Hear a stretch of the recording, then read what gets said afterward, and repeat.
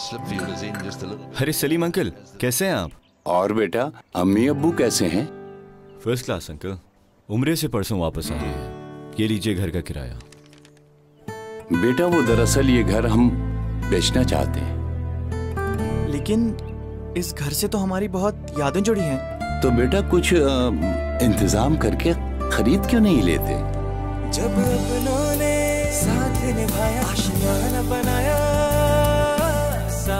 NBP साहिबान अब आपको दे रहा है अपना घर खरीदने, तामीर करने, प्लॉट खरीदने और उस पर तामीर और BDF की फैसिलिटी आसान शराइत पर, ताकि आपको मिले आपका अपना साहिबान। नेशनल बैंक ऑफ पाकिस्तान, कौम का अपना बैंक।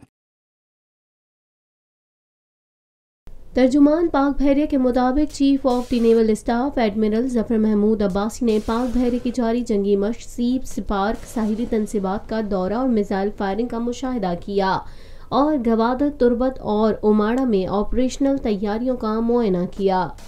तर्जुमान पाक बहरिया के मुताबिक दौरे के दौरान एडमिरल ने ज़मीन से फ़ज़ा में हदफ को निशाना बनाने वाले मिसाइलों की फायरिंग का मुशाहिदा किया। मिसाइलों ने नहायत कामयाबी से अपने अहदाफ को निशाना बनाया।